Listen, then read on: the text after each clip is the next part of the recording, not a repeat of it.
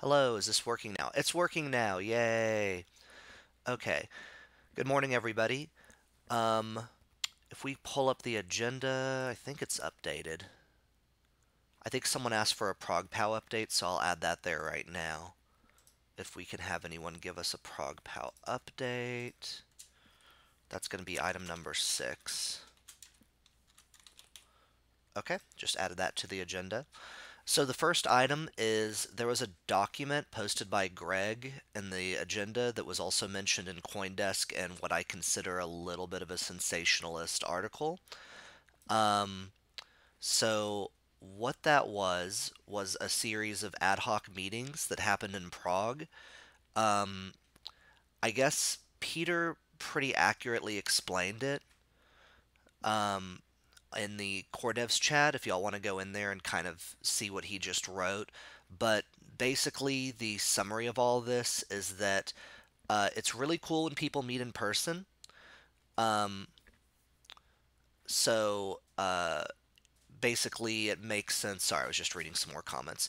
It makes sense when people meet in person that things develop a little bit faster as far as ideas and things like that. And when it's more uh, like when it's not on a public core dev meeting, things can be a little bit more candid, which I think are both very good things. However, I think there's this impression that these meetings were super official. I actually, for my part personally, just fell into one of them. I wasn't formally invited or anything, and I don't think a lot of people were either.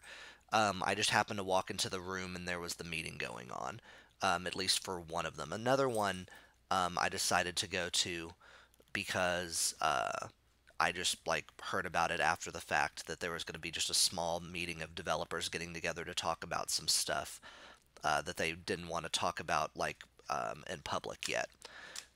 By the way, if you hear anything or if I mistype something, it's because I have to do this in the cat room today.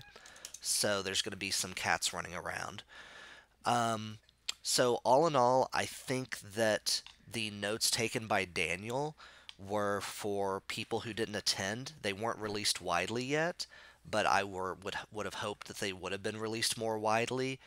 At the time of the meetings, I believe there were some people who wanted this to be kept much more private, and some people who wanted this to be much more public. And the people who were doing the proposals um, and the working groups definitely wanted to have their working groups work without interference from public comment at first, while we gathered data about some of the proposals that were being initiated.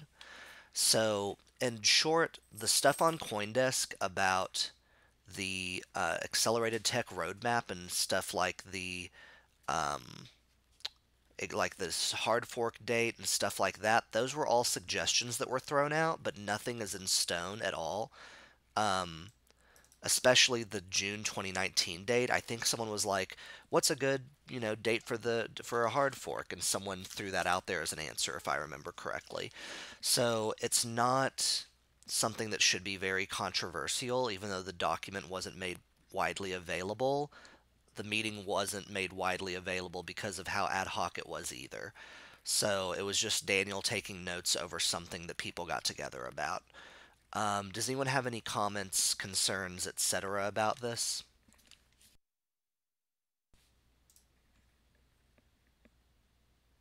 I would add that the goal is, or never was, I was in most of these meetings, and the goal was never to like try to set a roadmap or decide what to do or not to do. It was more like, what are the problems that we see? How can we address them? How can we work to produce EIPs to propose to fix these things? So it's really the goal, the end goal was to try to produce some, like, decide who and what work is done to like produce EIPs. Yeah, And then yes, I'll also have a comment. So I probably was one of the people who openly kind of asked to things to be private, and maybe it wasn't a mistake in hindsight. And I remember some people were, I think Hudson actually was one of the people who wanted to be more public. But anyway, so I don't. I mean, I didn't realize probably that it's going to be such a big deal. because for me it's basically I cannot, as I said in the chat, I cannot effectively communicate with the whole community, and I just wanted us to get some work done in the small groups, and then unfortunately, like I don't know how to kind of invite all the people who will be interested, but there's no intention of actually just secretly decide where Ethereum is going to go. It's because I just realized that a lot of the discussions are happening on other forums. They're just meandering around the topic. We have discussed these things 100 times before, and there's nothing new that we're actually talking about.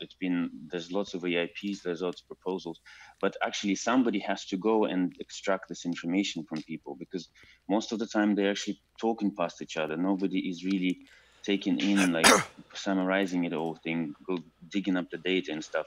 And for me personally, I cannot do it while constantly communicating on Reddit and Twitter. I need some quiet time to do these things. So I think without this kind of balance, we can't produce high quality stuff. We will just be endlessly talking. And I also saw some people alleging that this is the reason why we don't go to Ethereum magicians. I mean, personally, I can never go to Ethereum magicians because I cannot travel so much. I can only have a couple of travels a year, and they always in different It was places. in Prague.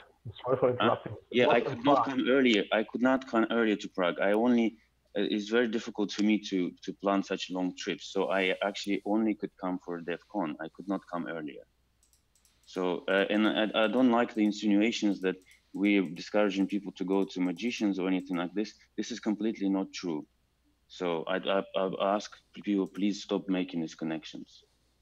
I'm sorry, I'm really on the fence about this, because I was in a room with 250 people at these magicians, and everyone wanted to solve problems, and you are saying you don't know how to invite people. And I was asking in the big room at the Status headquarters, I was asking who considers themselves Ethereum core developer or Ethereum researcher, and out of 250 people, only 2 raised their hands. And this was so disappointing. This was so frustrating for me. We had so many amazing work groups. I was sitting in one room with like people from Info, from Etherscan, and we were all discussing all these problems about Ethereum. And now 2 weeks later, I learned about these ad hoc meetings. I'm really angry about this situation. Well, Afri, so why do you put more importance on this meeting than on other meetings with Ethereum Magician? I think they should be of equal significance. I don't know why you make such a big deal of it. And maybe because the Vitalik and Joe happen to be there, and as I said, they're not even required to be there in these meetings. They didn't almost say anything. So maybe next time we make sure that they are not there, because lots of people make the big deal that some such and such sat in the room, but they weren't required. It doesn't matter who's there. It matters who's not there. Okay, so I cannot organize a meeting of 200 people very easily. I can easily organize a meeting of 10 people. So you need to think about a scale, right? We don't, as everybody, as I've mentioned before, this was a spontaneous meeting. I don't want to, every time I want to have a meeting, I want to talk to somebody about stuff, I have to organize like a live stream and seating for 200 people. It's just not possible. And I don't know why this is such a big deal now that we happen not to provide all these things. I can see where some people would consider it a bigger deal. I do think that it's a little bit, some of the topics that were discussed in these smaller meetings were big topics, and I think that is why people take this as something bigger than it was. And I think that that's totally fair. I also think that there needs to be a balance of meetings that and working groups that are more closed to an extent, or maybe have only notes released so that we can be more candid. I do think that as much that can be public and open as possible should be public and open. I think most of us or all of us pretty much agree on that, but it's just hard to balance that. I think in meetings like this, the ones that are live streamed and open, people don't feel like they can speak up as much, and that is a sentiment that was talked about a lot in the ad hoc meetings that we had. So, and that's kind of proven itself out by the fact that now we have this article from CoinDesk that's pretty sensationalist, talking about, roadmaps and things that were discussed, in private, and the notes were only taken so that we could be a little more organized about the work groups before we make the EIPs public. At this point, the EIPs weren't even written, or I'm pretty sure the EIPs weren't even written about it yet. So this was like even a pre-EIP meeting, which I'm sure happens. I saw the, members of the Geth team and others meeting about different EIPs throughout the event. So, in my opinion, I think this could have been made a little bit more public. I think that there is an argument that that was a mistake, that it wasn't. However, it was the type of meeting that didn't lend itself to being made public immediately because it was ad hoc, and there were some people in the meeting who suggested it remain private. So I set this off late last night. Maybe I shouldn't have. But the minutes were up there. They were accessible by anyone with the link. So they looked published to me, and they looked interesting to the core devs. 4 meetings over the course of 2-3 days don't look ad hoc. And I'd complained to Danny about the first meeting. And it struck me first that, who's invited? I never saw even a notice on the core devs. If you're worried about too many people, putting a notice on the private core devs list is not going to bring in too many people, and is going to bring in more people who really needed to be there. Real quick, that list isn't private is an issue. So there's 288 people or so in the chat. I think there's 449. We're all core developers. We weren't all there. We weren't all going to show up at the meeting, and to some extent, it's just suck it up. We're a public project. We're an open project, and yeah, it's difficult to have these private discussions, and that's just too bad. And you can say it's ad hoc, but when you have that many people from that many different groups, different companies, it doesn't look like an ad hoc meeting. It just doesn't. And then all we've got to go on are these minutes. It's like, no, make a recording, make a transcript. Yeah, it's too late to have a public meeting at that point, but open it up as much as you can. And if you're going, well, we want to have a meeting where we can say what we want and not have it be made public, you're just on the wrong project. Form yourself a corporation and do whatever you want behind closed doors. Well, no, it wasn't that we didn't want it to be made public. It's that we didn't want it to be made public immediately so that we would be surrounded by a lot of either... Well, don't put a public link on the internet. No, that's impossible with the way we have this set up right now. In the future, I think that there's going to be maybe a little bit more of a closed chat to an extent, or maybe not a closed chat, I should say, a list of core developers who attend the all core devs meetings that I can reach out to for meetings like this. Well, I think that might be a good resolution to having meetings that include the core devs without necessarily inviting the media. And that's the thing. It's like whenever we have these, very open meetings, we're inviting the media, which I think you'd agree is not always the best way to get things done. Why? Because that distracts people and makes them not speak up about their actual intentions. That was revealed by multiple people at those ad hoc meetings. Actually, so the issue is that you as a developer, I can... many times I cannot freely say stuff knowing that CoinDesk is waiting to misinterpret every sentence that I make. And if I'm going to say that Ethereum doesn't scale, then it will result in an apocalyptic article. And it completely misses the point, and it's completely taken out of context. And then people, instead of saying what's on their mind and having open discussions, people start feeling bad and start withholding their own opinions because they are afraid of the media backlash. And maybe that's something we have to learn to live with, as Greg says. I don't have a solution to that. We're just saying that this is a problem that people are kind of afraid to speak their minds. and that this kind of makes things harder to progress. The solution is the Chatham House rule. Just don't quote people. That's what we did at Magicians. That's what we did at EIP0. No need to be afraid to raise ideas. So EIP0 was partially closed in order to have people be more candid. Yeah, that does not add anything to the discussion right now. Well, I also sort of realized after coming back from DEF CON, which was very interesting, but also very exhausting. I realized that a lot of times the way we go about the EIPs is that somebody writes the EIP on their own, mostly, and then it goes into public and people start discussing it, but then it's kind of a bit too overwhelming to try to keep up with this. And so a lot of people just give up. I mean, I gave up on the EIPs that I did before. And then the thing never move anywhere. So what I thought we needed is that essentially we needed some kind of the EIP produced not by just one person, but by the group. But before that could happen, they have to synchronize and do what I call the knowledge extraction, because somebody has to come and basically start asking all the stupid questions. As I did attempt this in Prague as well with the group of EWASM developers. I was just sitting there like a dummy and asking all the stupid questions that for them it's very implicit, but for me it's not clear at all. And it took maybe like an hour to do this extraction, and then I started to get an idea of it.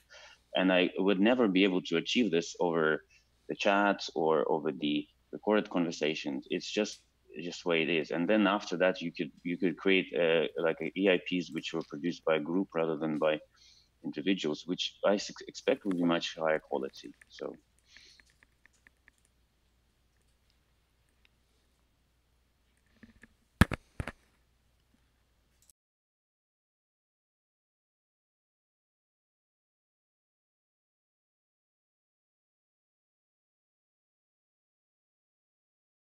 Whoops. Do we have other people who have comments on this?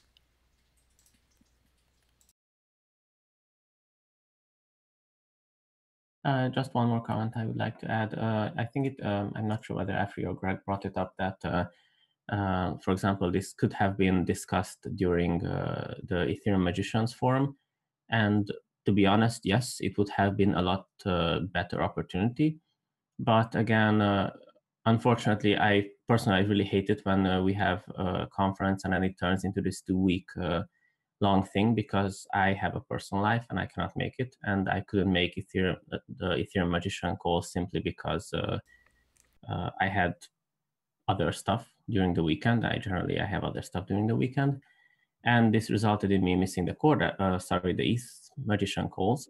And since I had these ideas in me, I just took the opportunity to talk about them with people during DEF CON. So yes, the Ethereum Magicians would have been a better forum, but unfortunately I wasn't there. So I took the next best opportunity that I had to rally up a few people and talk about them. To me, it's also, I don't, and this is my fault, but I don't completely understand the purpose of ETH Magicians meetup. I thought it was much more political than technical. And so I don't know, like, what is the right balance of bringing up like technical issues there. But that's like I can figure that out by actually digging in and finding out more. Yeah, I did not suggest this should have been at the ETH Magicians. I just suggested it shouldn't have been closed, or if it needed to be behind closed doors, it shouldn't have been so ad hoc for something so important.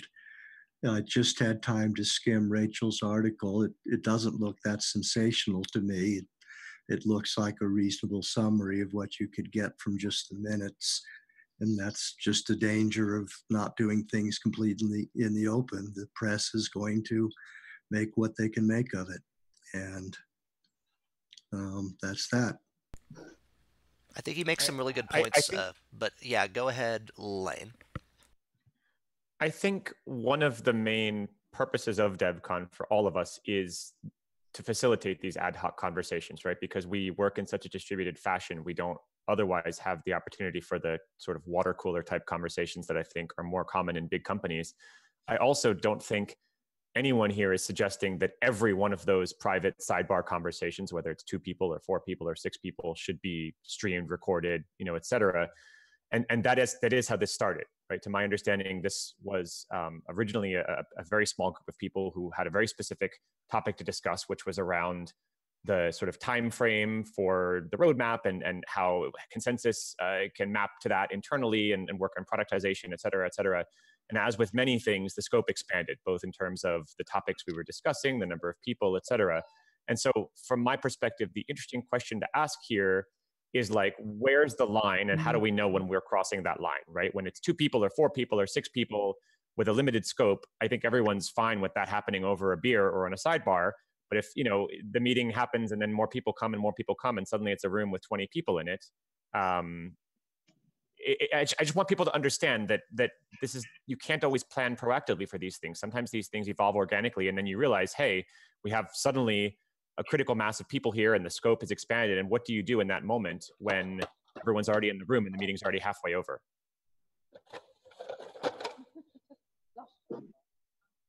Yeah, Axik, did you have something to add? Well, most of it was said by Lane, but I wanted to just reiterate a bit what the explanation Peter has given on the Gitter channel. And in general, I think all of these people are really good at working together remotely, and these calls, like the all code F calls, are quite useful. But it's a very different environment if you meet people in person.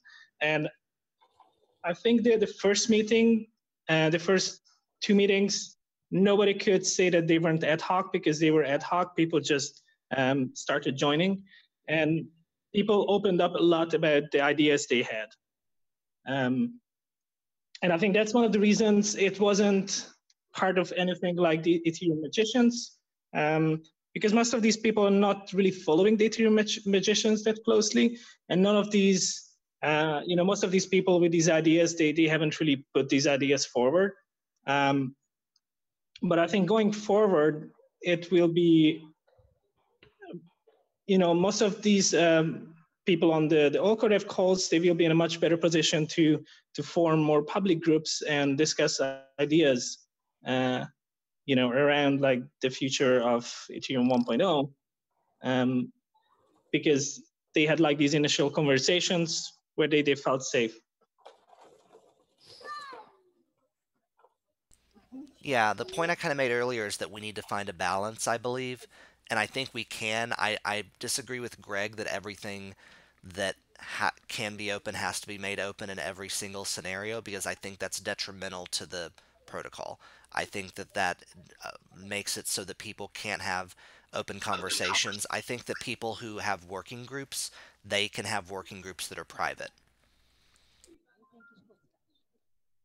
You can. You just have to consider what is going to happen. If you have, we say these are ad hoc, but I'm looking through and there's like at least 15 people at every one of these groups, and there's 4 of them. It doesn't look ad hoc. It just doesn't look ad hoc. I'm told it's ad hoc, but it doesn't look ad hoc to anybody from the outside. It looks like an organized series of meetings. So at DevCon, we had specific, we had meeting rooms that people could rent out, and those meeting rooms could hold 15, or they could hold at minimum 15 people, at maximum, I think 50 people. And Amir Taki had a candid, pretty ad hoc meeting that ended up having 40 or 50 people. So when we say ad hoc, I think we're meaning ad hoc, even though some people invited other people. I think it became a little bit bigger than we were expecting. In fact, if you notice the list of people being invited, there's some people who aren't core devs, and the part of that was because, like Lane said, originally the idea for some of these meetings were that consensus would get a better idea of what the core devs were up to based on inviting some of the core devs so that they could plan their internal roadmap more accurately. So I think what we're trying to say, Greg, is that these weren't meant to be. These were ad hoc. These were meant to be ad hoc meetings. The fact that they ended up having more people than we expected was not the plan. I understand that. I'm just,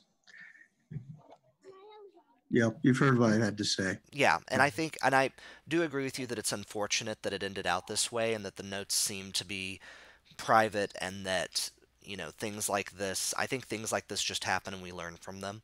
I don't think anyone was meaning for this to Yeah. be malicious. I posted the notes, and there was nothing about them that looked private. There's an URL, you go to it, there's the notes. And if you do that on the web, it's not private. Oh, of course. And that's why I'm saying I think that they may have eventually been made public. I don't think we're at a place to make them public yet. So the least you do in that situation is somebody just turns on the record button on their cell phone and volunteers to make a transcript when it becomes clear that this is an important meeting.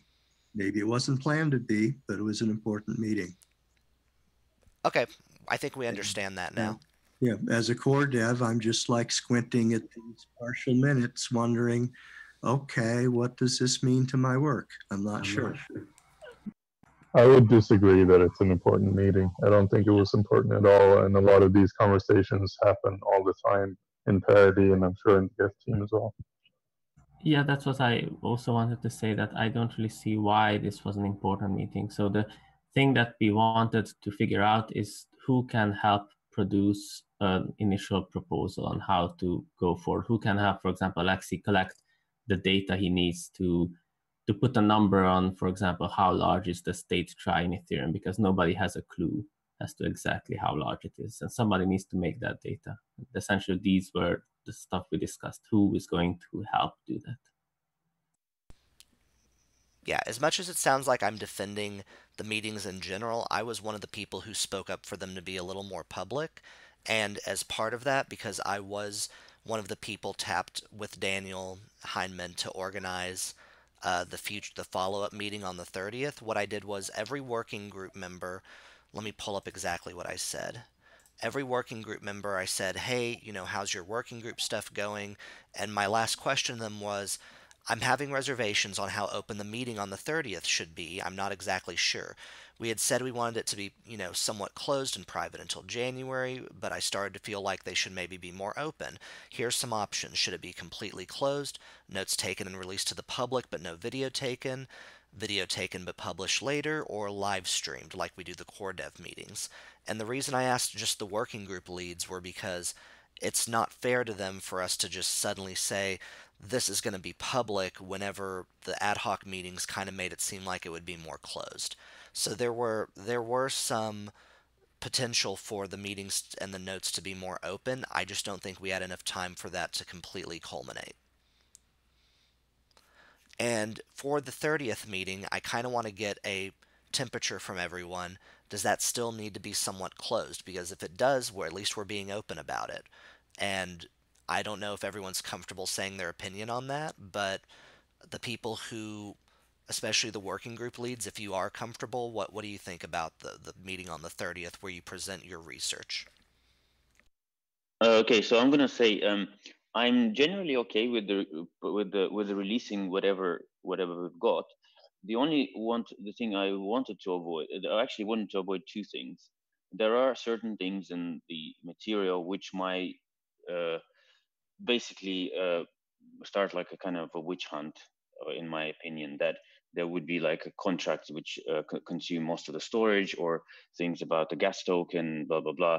So I don't want this to happen. We need to kind of make sure that this doesn't happen. So this is the goal. The goal of this is not to blame certain contract developers that they've written the contract consume a lot of storage or something like that. And the second thing is that if somebody reads this document and they might think, oh my God, the Ethereum is doomed, right? So I don't want that to happen as well, because it's that's my reservations. We have to present it in a way that it's not the problem statement, or it's not just a problem statement, it's also a solution. So I'm happy to release it, but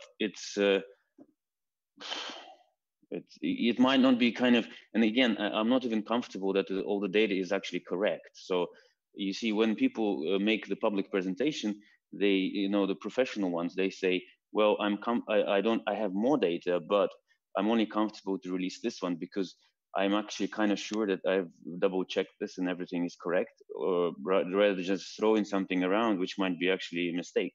And then somebody is going to suffer because of that.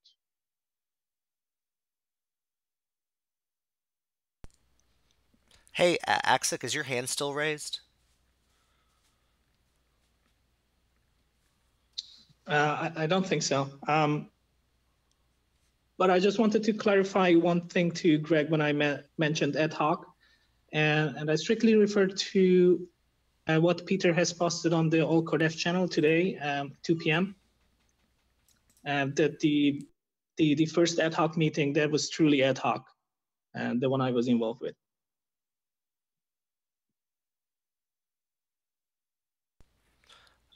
Yeah, I understand that. I'm not saying they weren't ad hoc. I'm saying they sure don't look ad hoc from the outside. When I find myself in a hallway behind with a closed door and I'm going, what's going on? And someone says, oh, there's a big meeting in there, Vitalik and Joe Lubin and people from Trinity and people from, I'm going, I didn't hear about this meeting. It's a pretty strange feeling. Yeah, and I actually am not sure who was responsible for inviting who. That's why I think it was originally meant to be very small with people like Vitalik, Joe Lubin, and a few other consensus folks, and it just grew. So I think it's nothing we can go back No, and they were change. actually they were not present for the first couple of meetings, and it was sort of everyone invited whoever they wanted to, and so I think Danny, who was there to discuss ETH 2.0 stuff, invited Vitalik, and then it just kind of grew, yeah, like Oh, okay. spontaneously. I So see. it's it just got more and more people, and then yeah. Understood. Okay, so does anyone have any other comments on the meeting on the 30th, just so we don't spend the entire time on this topic? That was partially due to me kind of keep bringing stuff up. But as far as the meeting on the 30th goes, what are people's opinions? It can be completely open to completely closed. I'm ready to hear whatever. Can you say what this meeting is about and how it differs from the core devs meeting? This meeting is to present research that the groups that were ad hoc said, I want a working group, and in this working group, I want to figure out some data points in order to then publicly talk about some proposals. And when I say proposals, I mean EIPs. And when I say EIPs, I mean EIPs that affect Ethereum 1.x or Ethereum 1.0.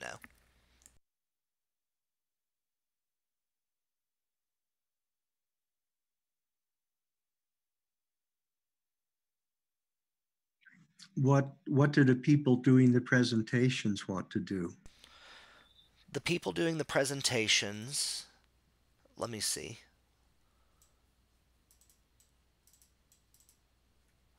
Let's see. They mostly wanted it closed, I think, because they might not be sure of their research, as Alexi mentioned, or because they think that sooner or later the topics will come up in the core devs chat. But starting a forum on eth magicians might be more prudent, is what one of them said. So that some of them are arguing that it shouldn't be a live call because it should be instead in a text format on eth magicians. So it would still be public, but it would just be public in a different format. That makes sense. And then the working groups can meet in person at the next magicians meeting, or anytime they want. And when I say closed, I'm going to put the meeting link in the All Core Devs chat as my plan. However, I'm not going to live stream or record the meeting on YouTube because I think that wouldn't serve the purpose that we want for the meeting. I would just kick people out who aren't core devs from the call so the media wouldn't be invited, but any interaction that happens should happen textually on eth magicians, and data be released prior to it being discussed in the call. Alexi specifically, how is that for a compromise for the closed No, meeting? I'm okay. I'm personally are not bothered about the openness or closeness of this, because I would say what I think anyway. So it's more the Other people. I'm just trying to protect other people or whatever, because I always try to find out like the other people are much more sensitive to this topic. That's why I actually asked for the blanket kind of closeness, because I myself, because I'm not belonging to any of these big organizations that are kind of invested in the future of Ethereum. So I can say whatever I want, and I don't really, have these reservations. But I just need to be very careful while working with other people. Yeah, I completely understand. So, unless anyone has any qualms about this, I think that the working group leads should post a thread on Ethereum Magicians at some point of their choosing about the topics they're going to be discussing on the 30th, and the call on the 30th will be a closed call to anyone but core developers who will be invited via the core developer channel. And just to reiterate, that call will not be live streamed and recorded on YouTube. That call will potentially have notes taken, if someone wants to take notes, but those notes don't even have to be released to the public. If we don't want them to, we can decide that on a later date. Does anyone have any comments on that or objections? Sounds very strange. In what Yeah, way? I agree. Why does that sound strange? It's once you have meetings across groups, it just shouldn't be secret, because that causes the very thing you don't want. Once it's not out in the public, then the press will report whatever they can find out, and it won't be complete and accurate. Okay, so if I'm the only person who ever said that it needs to be closed, then let's do it open. If there's nobody else, I don't want to be the only person who seems to want to keep it private, because I don't want to keep it private. I just maybe it was my mistake that I was assumed too much about other people. Alexei, there were definitely other people in the room who wanted to be private, but I think those people may not be present on this call. I actually don't remember specifically who they were. I specifically said that I agree that at least for me, I can speak my mind a lot easier if I know that there's no recording of it being made or no CoinDesk article.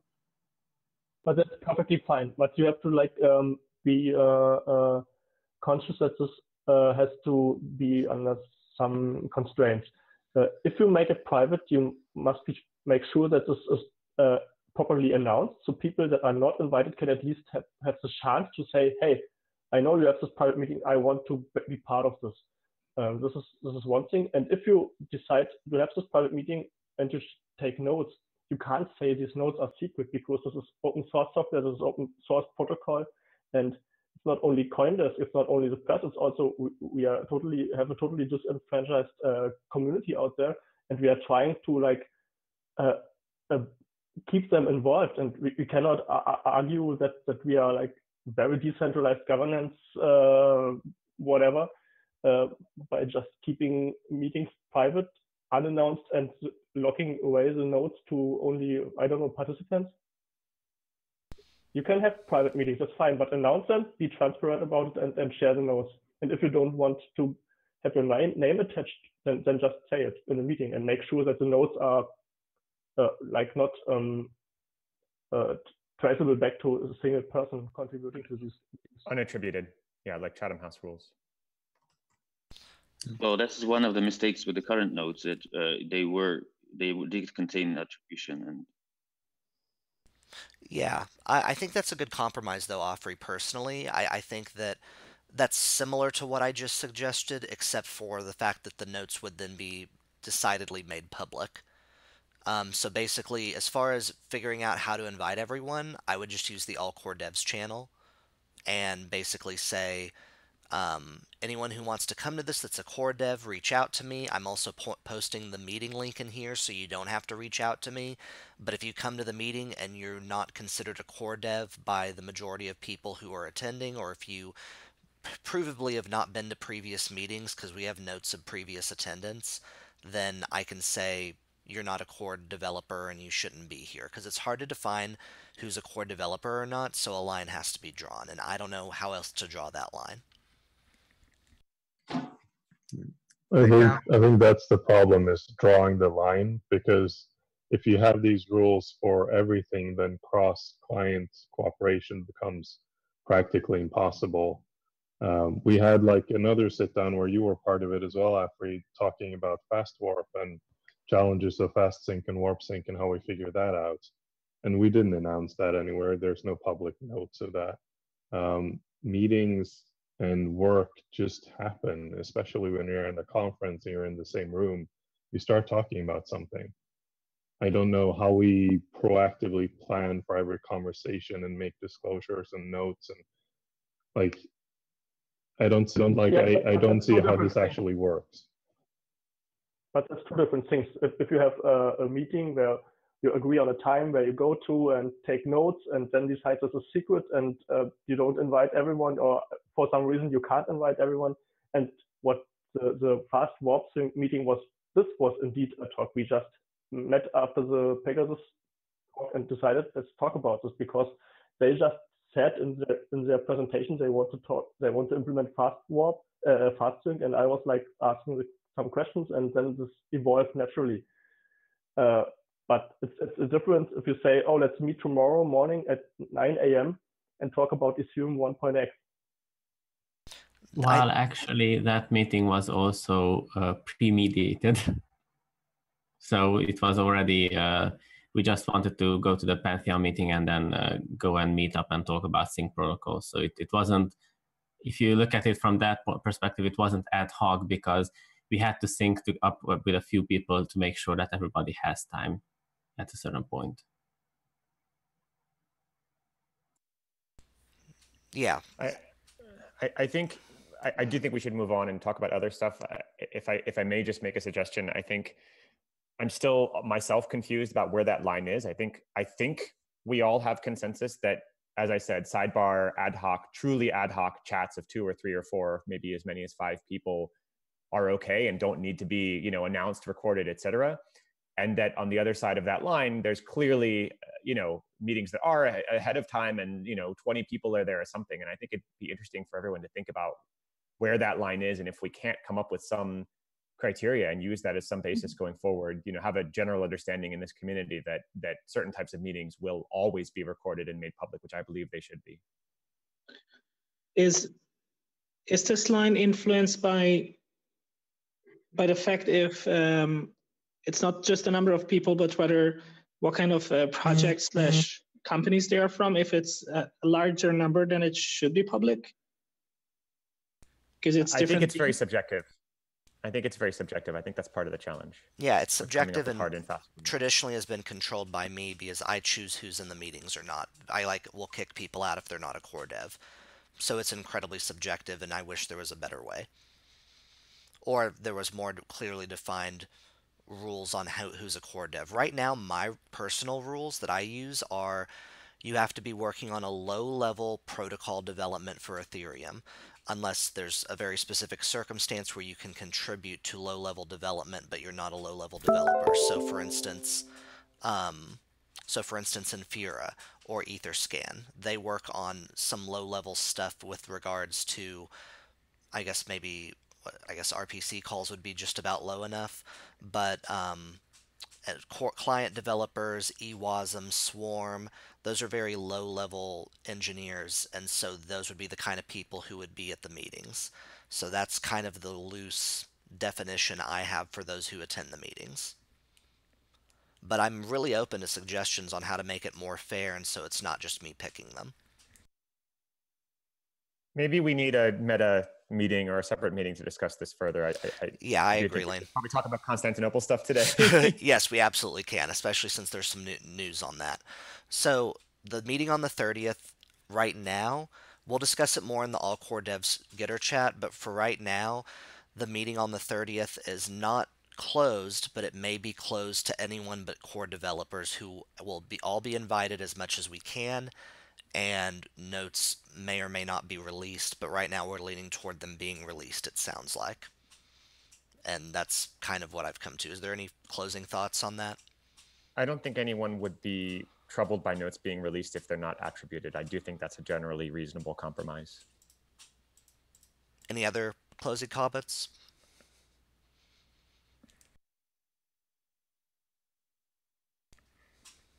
Okay. So let's move on to item 2, which is testing.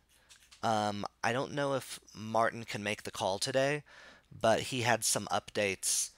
2 EVM fuzzers are still running and no new issues have been found in the last few weeks. One test case found by fuzzing has now been added to the test repo. It affected Geth and Ethereum J at least and concerned EXT code hash.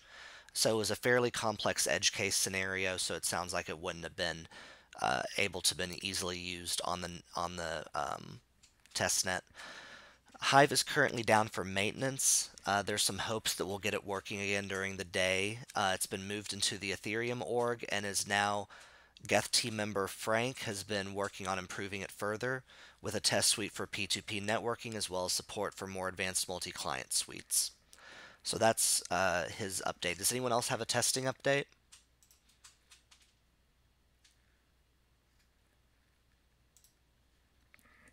I can probably add that some good progress is being made on the Xcode hash tests in general. There's a kind of list of tests being aimed to be completed, and there's an awful lot of green on it now. So that's starting to look really good. There's a few tests still there to come, but hopefully we can fill them in the coming week or two. Okay, great. Client updates. Let's start with parity.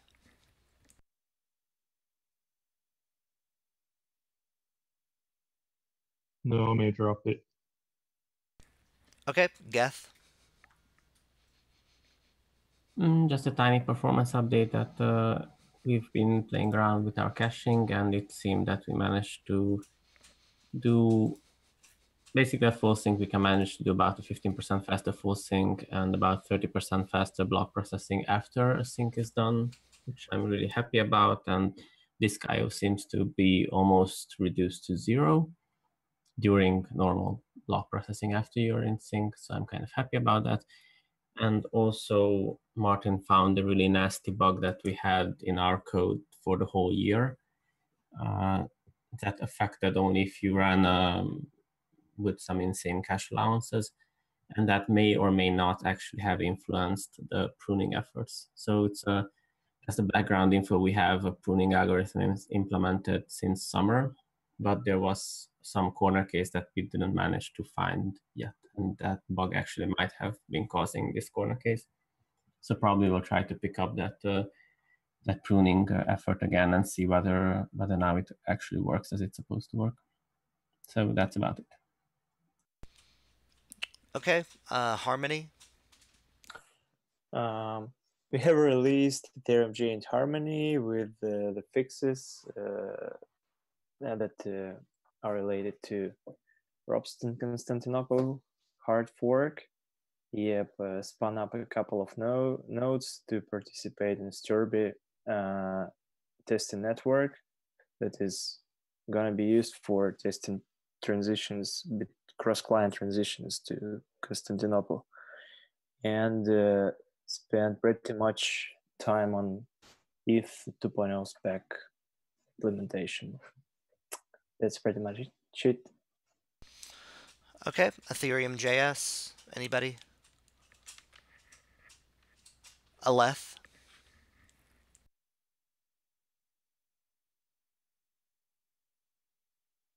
Oh, Paul, we can't hear you. I know you're unmuted, but I don't think your microphone is working.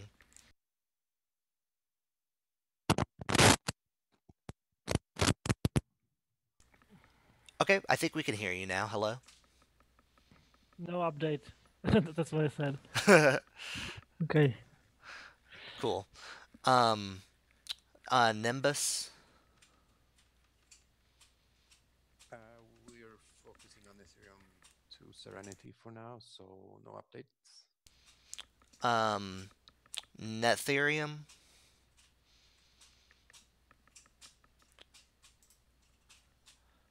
It's hard to remember the next. Wait. Oh, Pantheon. Yeah, I just want to say thanks for all the people who have given us a great reception after our release. I think this is one of our first calls since then. We've put out a 0.8.2 release with some fixes around the edges of things that people have reported and so on, and continuing to work well. The Gourley testnet and the Sturby testnets have been really useful in getting things up and running, and we seem to be syncing well with that. So we're all on track for Constantinople, I think. Great. Anyone here from Trinity? Okay. Um, who am I missing clients-wise? Anybody? Mana. Mana. I thought Mana combined with Ethereum, or did that not happen? Yep. So Mana and Ethereum unforked and are now kind of working together as one client. Wonderful. What's the client name I should describe it as? I think we're going to stick with the Mana name. Okay, sounds great. Go right ahead. Yeah, so progress is really good. We have nearly a complete sync up. We're working on getting kind of tooling performance, proof of work verification, and warp sync together. And, we're kind of targeting Q1 2019 for having a kind of early working full client. Awesome. Any other clients I missed? Hudson, I can give a quick update about Ethereum.js. Oh, wonderful. Holger has released a new version of the VM this week, which has full support for Constantinople. And the last release of Solidity, which was also released this week or last week, comes with support for the Constantinople opcodes. So once Remix and the other frameworks pick up both of these, then end users and developers will be able to test Constantinople changes outside of the chains as well. Okay. And then, is there any other clients? I think Nethermind. Oh, Nethermind, yep. We mainly work with the testnets, Gurley and Sturby. So I participate in the efforts to set up these networks and do the testing. And that's the main thing that we're working on. Okay, great. Yeah, sorry for forgetting that one. Let me see. Oh, by the way, I'm posting this link in chat. The Constantinople, what's it called? Chart, I guess, progress tracker is filled out completely, and it's been moved to a wiki format so that we can edit the test cases spreadsheet as well. So I'll post it in both chats. Oh, and it looks like Alexi's node is synced to Ropsten finally, so he's with TurboGeth. Next is Ewasm. The update is quick. We have launched a testnet at DEF CON, and we have made a community call last Thursday. And on that call, it is recorded. It's on YouTube on the Ethereum account. And we show a demo how to run a client. And we also show a demo how to interact with the testnet, deploy a contract. All of this is in the testnet documentation. So everybody's invited to give it a try. Great. Research, anybody?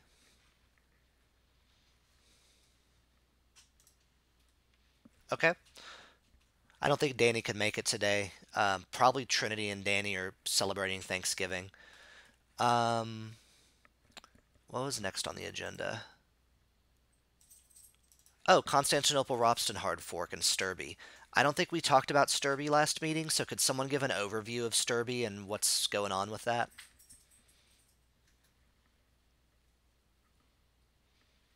Yeah, I can do it. Actually, Martin proposed this week in our all-core devs channel to have a proof of work testnet to just redo the Constantinople hard fork on Sturby. And it was very limited on time, so I stepped up to create a chain spec for parity and updated, I relaxed the hard fork schedule a bit.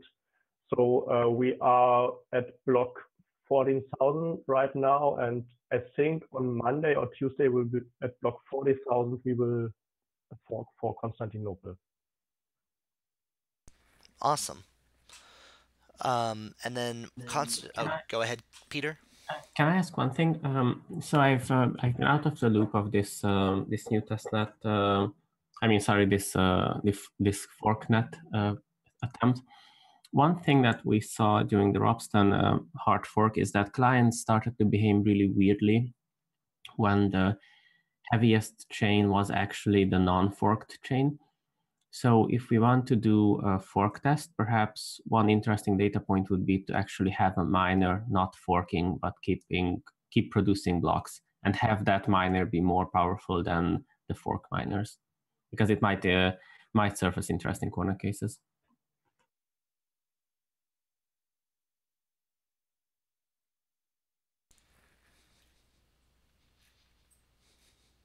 I know for Pantheon, one of the difficult things with the Ropsten fork and that unforked chain was actually the sheer weight of peers that were on that other chain. You could lose a lot of time during syncing because you'd pick up one peer that you'd think had a good chain, and by the time you got through verifying that they had the bad block, you had another 10 peers that all you had to then go through as well. There's some improvements that we've got planned to make around more directly checking bad blocks, which I think some other clients already have. But I think that scale is something that is missing from Sturby and probably won't be able to be there. But I wonder how do we kind of simulate that in terms of peers, but also in terms of the transactions and data on there. Mm-hmm. So one thing that comes to mind is that way back when we did the DAO hard fork, back then we had an explicit rule during the fork that the extra data fields of the headers were explicitly set so that fast syncing and warp syncing and light syncing cannot end up on the wrong chain. And we had a few more protective measures. And while we haven't really done those measures since the remainder of the hard forks because we don't really consider these hard forks contentious, but maybe for the next one after Constantinople, it would be worthwhile to create this this special rule which each hard fork follows, whereby we kind of somehow ensure that the network separates cleanly. Otherwise, we'll always have these weird problems if something goes wrong.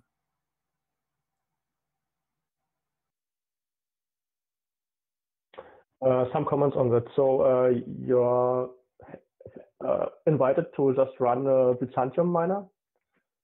The other thing is on mainnet, we don't expect this to be contentious. I don't expect major pools to mine the old chain.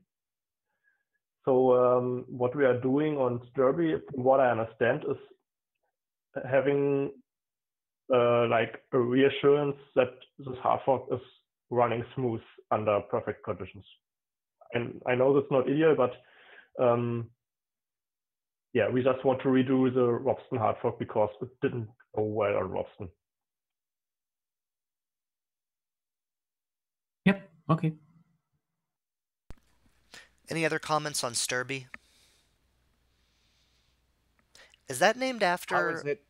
Oh, yeah, I was going to ask the same thing. How is it spelled and what's it named after? It'd be helpful for the notes. I assume it's Swedish because it sounds like a Swedish name of a subway station in Stockholm called Stureby. How do you spell it? Stockholm. It's in Stockholm. I lived close to it, actually. Stureby. Oh, nice. Yeah, sorry. How is it spelled? Stureby. Awesome. Thank you. That's pretty cool. I bet it was named that because of Martin. So let's see. I don't think there's anything else for Constantinople or Ropsten hard fork updates. Anybody else have an update on that? Well, we should talk about block numbers, or do we want to? I mean, we have like four weeks till Christmas, and we wanted to have the block number for the mainnet hard fork in the clients before Christmas. Yeah. Yes, please. So do you want to discuss that today or next meeting? Is it too early to discuss it without for getting it accurate though?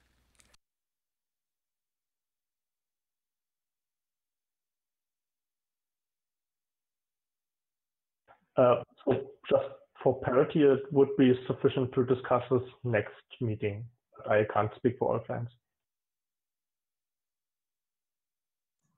Yeah, so the Geth team will probably do 2 more releases this year, one on Monday and one maybe on the 10th of December. So it's enough next week for us to. Okay. Between now and then, let's talk about it on the core devs chat if we can find a nice number.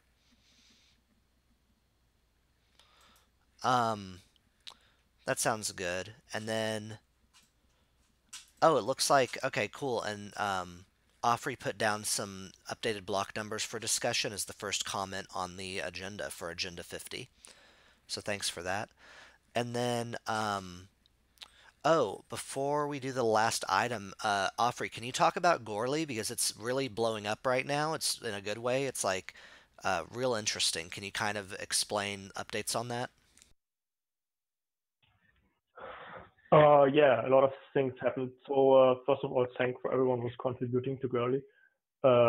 We really appreciate it, and we did not expect this to happen so fast. We are still in pre-testnet stage, so it might break any time, and all the testnet Ether will be burned at some point when we restart with a real Girly testnet.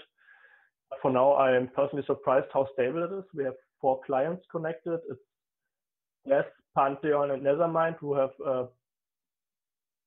full support of Girly. The parity implementation of the click engine is still experimental. It needs a lot of work. Some features are missing, but it's shrinking the chain at least, so can be part of the network. Yeah, and we launched a one-way bridge this week, so people can burn their testnet Ether on other testnets to bridge it to Girly. So we have like this testnet to testnet bridge for it. Yeah, and I just announced some bounties for open tasks we want to work on yesterday in a blog post.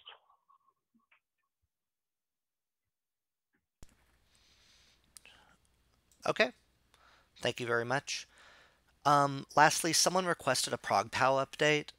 Can anyone give me any kind of update on some of the ProgPow stuff going on? I saw some activity in some repos, but I think it was mostly Martin. I can. Can you hear me? Yep, I can hear you great. Thank you.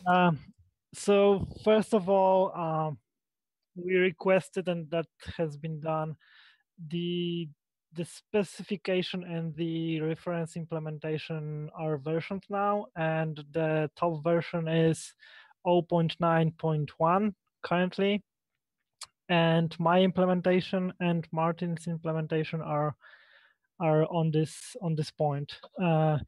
I think, I'm not sure exactly, but I think Parity's implementation is one change behind, but it wasn't significant one, so it's easy to implement.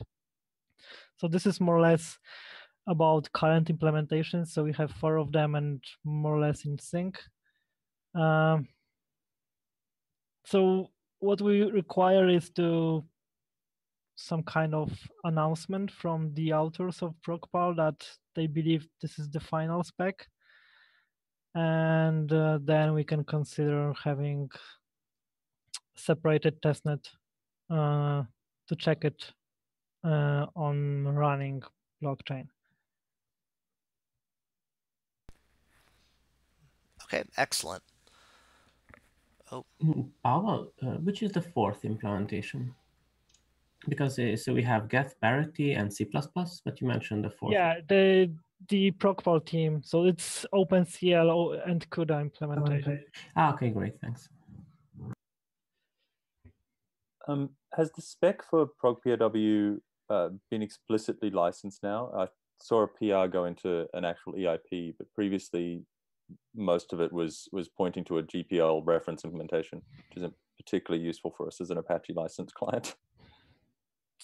Yeah, so I think that was pointed to the team at DEF CON, that they actually used a lot of if miner code and is GPL license. So, but I'm not sure if they're working on any kind of resolution or solution to that, and how it affects using the spec, and if it actually affects the spec. So I cannot comment on that. I don't think the problem here is the GPL code or the GPL reference implementation. I think the question was really that, is there a spec which states that yes, you can use the algorithms in non-GPL code? I don't know. I don't know the answer. I mean, the issue was particular about, so the spec is actually has code snippets that are taken from their implementation, but the implementation was done within the miner project. So it's may or may not make it a bit more complicated. But yeah, I haven't checked the spec for some time, and particularly I haven't paid attention if there's any mention that what the license is and how can you use it. So I can check it for the next team or try to figure out after and maybe comment on all call devs, but I'm not really good at licensing, so probably second eyes would be good. Yeah, it's certainly not my area of expertise either, so I won't try and assume anything. But yeah, if we are able to get a clear licensing kind of statement around that, that would be really useful. It's a lot easier to know you've got a clear spec that you can implement than to have to try and jump through hoops of black boxing and clean rooming and that kind of thing. Yeah, that's one thing I forgot. So there's one guy from if miner. There's one if miner dev that actually prepared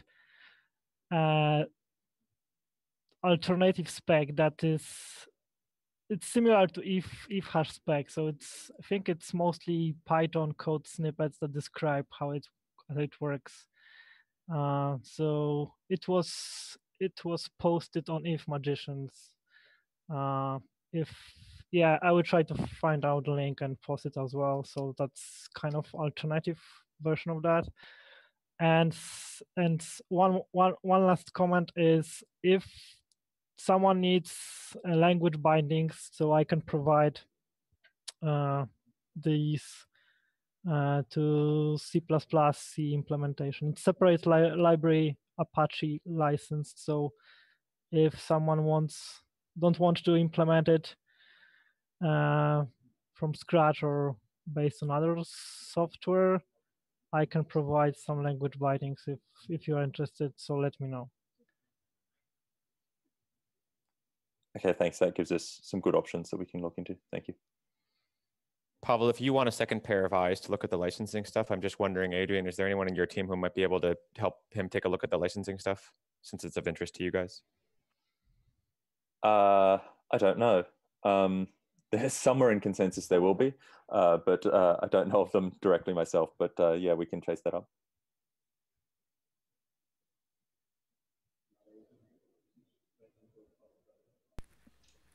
Okay, awesome. I just realized I was on the wrong microphone like this whole time, so whenever I was muted, I wasn't muted, so hopefully I didn't cough too much.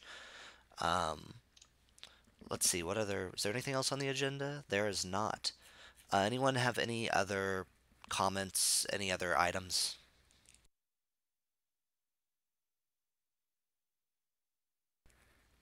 Okay, we'll see everybody in 2 weeks. Thank you all very much. Thank you. Bye-bye. Thank you, Hudson. Goodbye. Thanks, bye. Thank you. Thank you. Bye-bye. Thank you all.